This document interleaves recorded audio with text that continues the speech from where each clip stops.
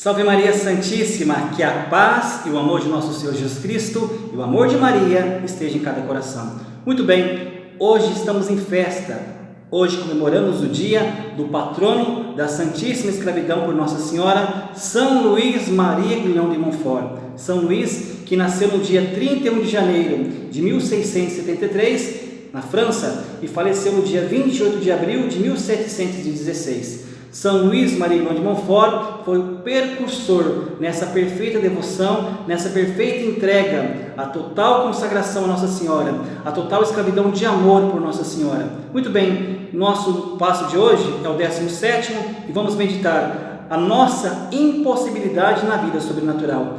Para começar a nossa noite, vamos meditar uma frase do Padre Tomás de Saint Laurent, que assim fala: a santidade é obra simultânea da ação divina e da correspondência humana, mas nessa colaboração estreita, a parte de Deus é sempre maior.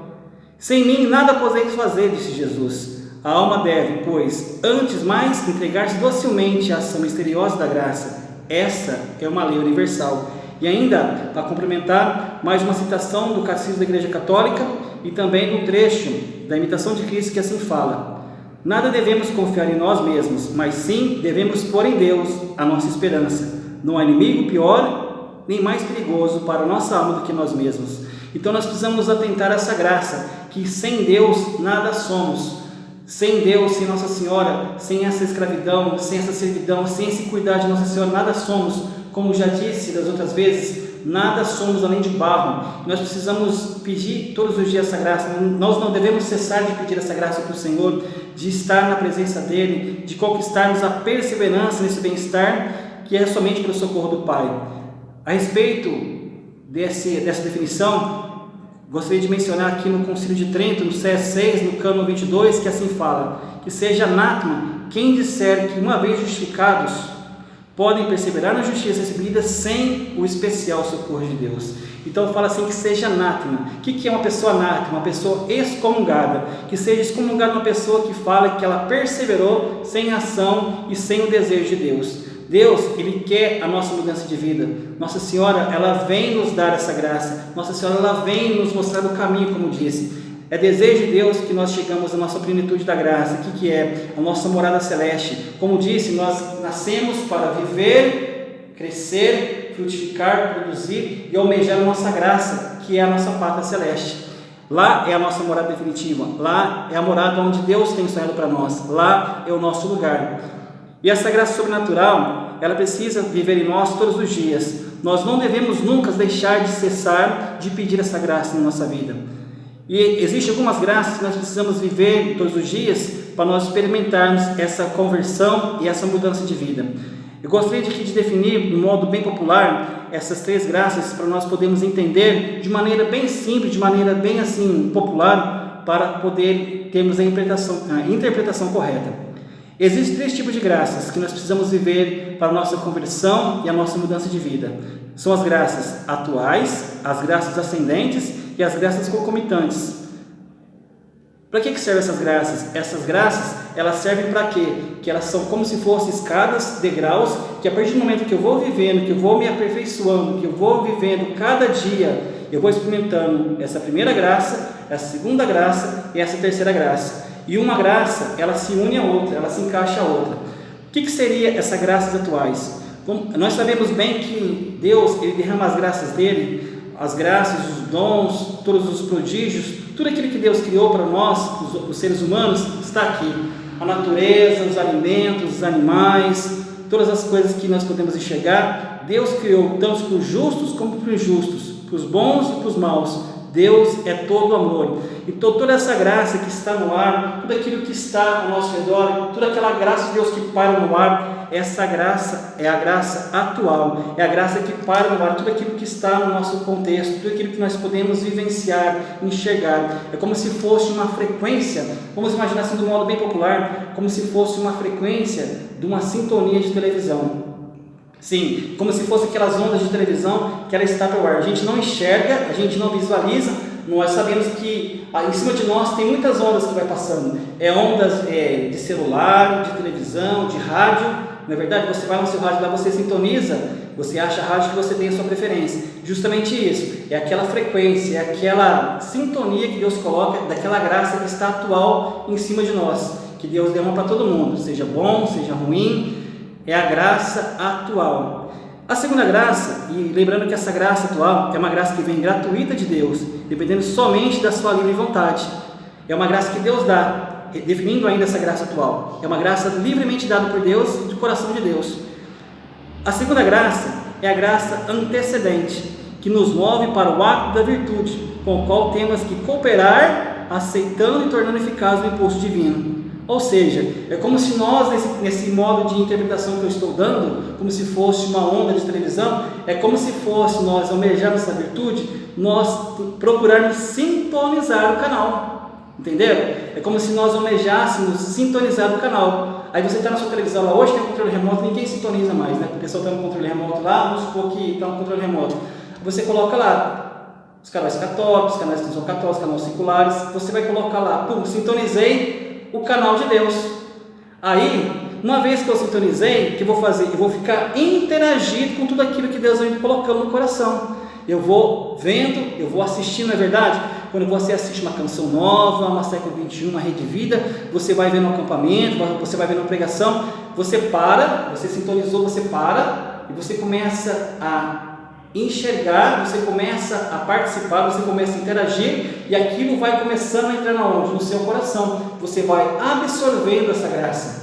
Não é verdade? Quantas vezes você assistiu um acampamento, uma palestra, uma formação, que aquilo fez tanto bem para nós? Isso é a graça antecedente, é aquilo que antecede, depois da graça atual. E a terceira graça é a graça concomitante, isso é, pela qual a alma poderá continuar todos os atos sobrenaturais. Ou seja, depois que eu recebi, depois que eu sintonizei o canal com Deus, que eu me liguei com Deus, que eu me inteirei, a minha oração é como se fosse a sintonia. Eu me sintonizei com Deus na graça atual. Depois da graça precedente, foi onde eu procurei, onde me quis colocar, onde Deus falou comigo, onde Nossa Senhora veio me comunicar, onde Nossa Senhora veio me fazer uma emenda, onde Nossa Senhora me veio colocar um desejo no coração de emenda, de conversão. Isso é a segunda graça. E a graça terceira, concomitante, nada mais é do que essa vontade de continuar nessa graça sobrenatural. É a vontade de perseverar, é resultado de tudo aquilo que aconteceu, tudo aquilo que foi trabalhado no meu coração, e é a conclusão dessas duas graças anteriores. Entenderam? Então, Deus nos impulsiona a ser livres, Deus nos dá um livre querer, Deus não faz nada forçado. Como disse nas outras aulas, tudo que nós fazemos, Deus nos dá o livre-arbítrio, até mesmo de ir para o céu ou para o inferno. Essa consagração também ela é livre. É uma escravidão por amor. Eu não sou escravizado porque eu sou obrigado, por causa que um juiz quis, por causa que uma pessoa me obrigou, por causa que um formador fez, falou aquilo, falou outro. Nenhum formador pode obrigar ninguém a se consagrar, nem padre, ninguém pode obrigar. É um desejo do coração, porque a escravidão é uma livre escravidão de amor. E aqui fala muito bem que o impulso de Deus em nós tem que ser livre. Está falando aqui. Ele que ainda nos leva ao ato de querer decidir sobre o que devemos fazer ou não. Nós que decidimos. Deus não manda ninguém para o inferno. Isso que fica bem claro. É nós que procuramos com nossas próprias mãos a sentença eterna. Lembra que eu falei para vocês que nós temos três realidades? Que uma só é revogável? Céu, purgatório e inferno.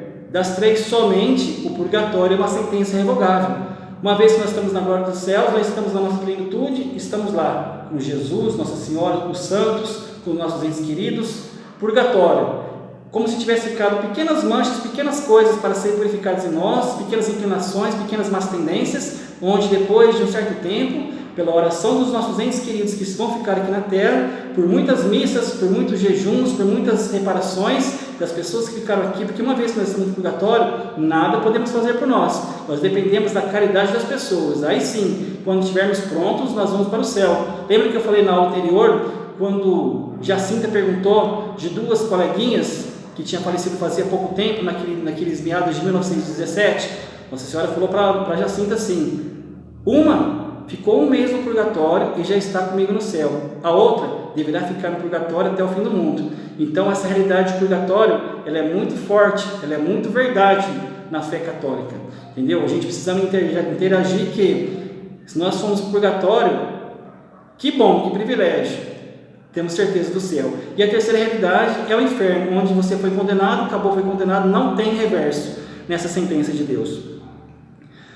Para nossa perseverança, é fundamental de importância o auxílio do papel da graça que Jesus quer nos dar. Ou seja, Ele quer derramar em nós a graça de viver uma verdadeira humildade e confiança. Nós devemos ver, portanto, que a indigência nossa, nós precisamos confiar demais, nas mãos de Nossa Senhora. É Nossa Senhora que vai vir nos colocar no molde perfeito, como eu tenho dito muitas vezes. Nossa Senhora, ela vem e ela faz nos meditamos, é importante recorrer a ela, para que assim sejamos sempre socorridos pelo estar de graça. Nossa Senhora vem todas as vezes nos socorrer, não é verdade? Sempre quando estamos passando uma necessidade, uma situação assim, como eu falo assim, não há quem não recorre a Nossa Senhora. Primeira pessoa que nós pedimos, Nossa Senhora, porque nós temos ela como mãe, como medianeira, como intercessora, junto à graça de Deus. Comparando Nossa Senhora, como ressalta as Escrituras, nós podemos ver todas as nossas misérias. Isso deve fazer-nos humildes aos pés da Santíssima Virgem, rogando a sua piedade para chegarmos a conhecer o horror dos nossos pecados.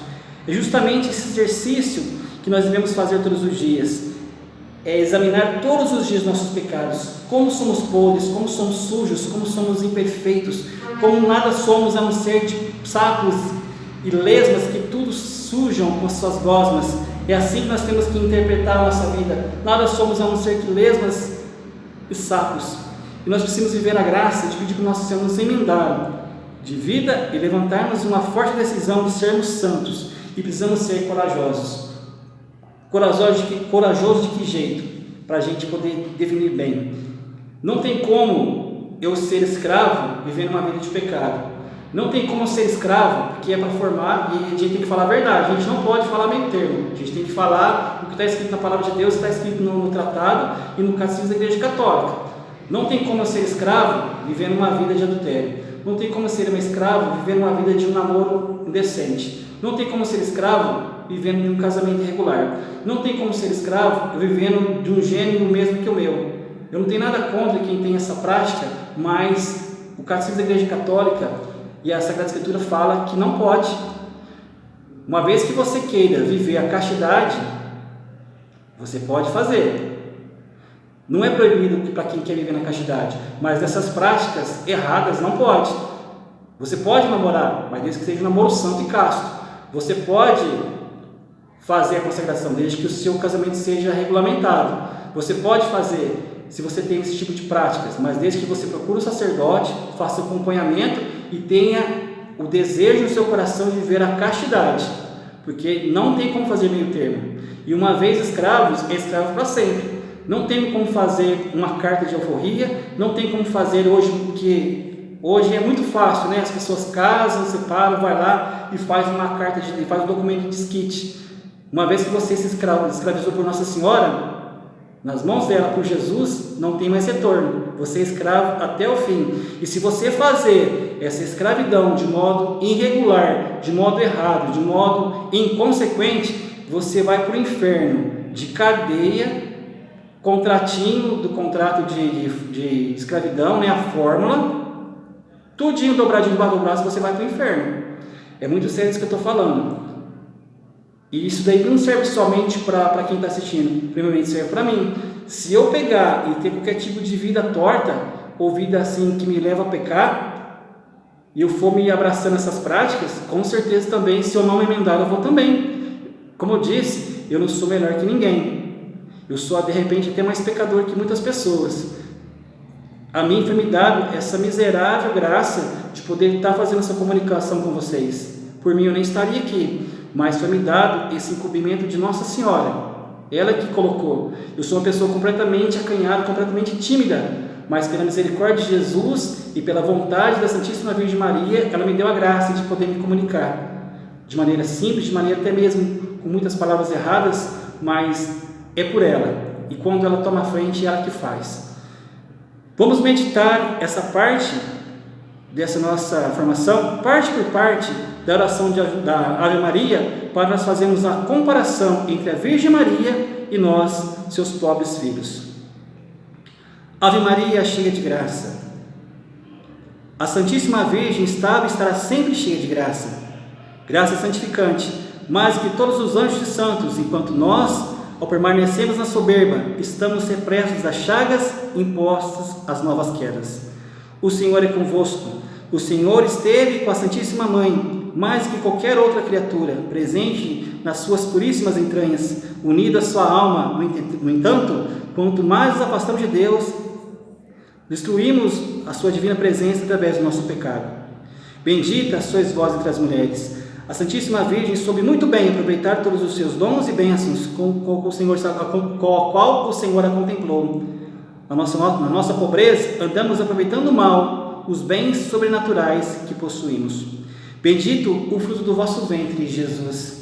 Nossa Senhora deu-nos o fruto da salvação e da vida, que é Jesus Cristo. E nós, poucos frutos obtemos para a glória de Deus e para o bem dos irmãos, sendo estéreis os nossos trabalhos, pois não possuímos alento sobrenatural para verificar. Ou seja, somos muito miseráveis e muitas vezes nós não vivemos bem e não vivenciamos toda a plenitude da graça derramada por Deus pelas mãos de Nossa Senhora.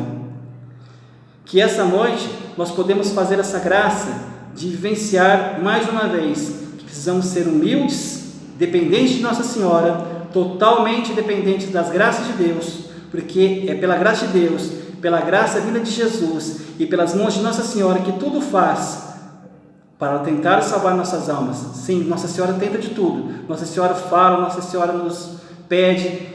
Em Fátima, quantas vezes, todas as 6 vezes que ela apareceu para os pastorinhos, ela pediu: reze um terço, se converta, se emendam, senão a guerra vai continuar, senão vai acontecer uma guerra pior, senão vai vir pestes, e muitas coisas que estão acontecendo hoje, consequentemente, é porque as pessoas não estão rezando. Se as pessoas tivessem rezado mais, se as pessoas tivessem uma entrega mais, se as pessoas deixassem de cometer tantos pecados e tantos ultrajes e tantas ofensas ao Sagrado Coração de Jesus e Imaculado Coração de Maria, a gente não estaria passando por essa crise de pandemia. Santíssima Virgem Maria, não permitais que nenhum de seus servos se escureça ou escureça a honra da vossa casa com os seus pecados e vícios. Pela compaixão maternal com que buscais o pecador, intercedei junto ao vosso divino Filho por nós. Dai-nos a graça de participarmos da vossa humildade e o vosso amor pelo escondimento interior. Amém. Virgem Mãe, cheia de graça, fazei de nós vossos humildes e felizes escravos de amor. Virgem Mãe, cheia de graça, fazei de nós vossos humildes e felizes escravos de amor. Virgem Mãe, cheia de graça, fazei de nós vossos humildes e felizes escravos de amor. Que a paz de nosso Senhor Jesus Cristo e o amor de Maria esteja em cada coração. Salve Maria Santíssima!